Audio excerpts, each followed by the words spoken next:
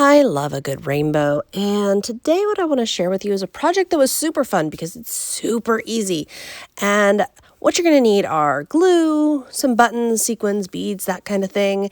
And optional is this first part here, acrylic paint.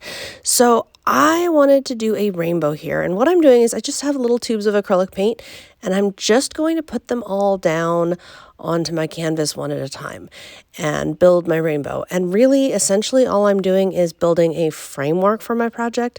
This won't really be super visible when we're finished. You'll see little hints and little pieces of it, but this isn't going to be a focal point. So I don't want you to stress about if it's just perfect or if the colors are just right. So a lot of these colors, I would have used a different blue. I would have used a different green.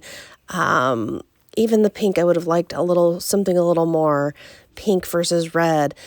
Don't worry about these details because the way that this project is going to work, this is just your background. This is your base. And a lot of times, and I'm just working on a 12 by 12 canvas. There's nothing on there. Then I'm going to take a paintbrush and a damp paintbrush, and I'm going to smooth these out and fill these out so that it's a really full rainbow, not a bunch of white in between, although it's perfectly fine as it is if you like it this way. My whole goal here, though, is after I put all those buttons and sequins and beads down, I don't want to see white in between the colors, and I want it on the outside, but I don't want it on the inside in between the colors. So that's the whole motivation here, is building this background. And I think it's really important to remember when you're building backgrounds, you're going to be covering things up, which means you want to keep in mind, don't be too particular. For example, I just smeared a little bit of pink into my orange. I'm not going to worry about that because by the time we fill this up, you will not be able to see where that was. Now I'm going with the yellow, and you can add a little more. For example, this yellow has a really big area up here to fill and not enough paint, so just add a little more and keep on smoothing down. And again, I'm just going to keep going color by color all the way through until it's all full, all done, and then I'm going to set it aside and let it dry.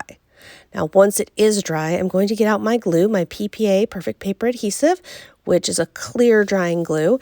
And then I'm just going to pull one color at a time of buttons, beads, sequins, pearls, that kind of thing, one color at a time. Now, I'm not going to worry about absolute perfection or filling it entirely. What I'm doing here is adding what I call a base layer, which means I'm going to fill the area with buttons and things. And I start bigger, so I'm trying to put the buttons in there first, then I'll work to smaller items. I'm doing this because I want to make sure that the colors, and I am going to work I'm started on the inside, you could start on the outside, but I'm going to work one color at a time and do this. We will go back later and add more. So if you wanted more, or you're thinking, well, gee, I don't know, how's this going to look? I really do advise that you go ahead and start with layer one and let the glue dry and see how it all looks and work all the way through first. Because sometimes once that glue has dried and once everything is settled, sometimes you come up with some spots that maybe could use some more layering and that kind of thing, which you'll have time for because we're going to just keep repeating this step. As you can see here, now I've worked all my way all the way out to orange. There's plenty of glue and you don't need quite that much glue. It's just that when I'm pushing these buttons down and moving things around, that glue ends up getting spread out, so it doesn't stay quite so thick. But you are going to want to keep on adding your little items. You can see I have a little pick tool there. Sometimes if I want to adjust something there, I'll adjust it. And I'm not staying 100% on the line. So right there, I just put that big button and it actually overlaps into the yellow. That's fine because we want a really full, cohesive look here. And as I keep going, we're going to then finishing touch. Once it's all done, once it's all dry, then I'm in a finishing touch, which means I'm going to go through and fill any gaps.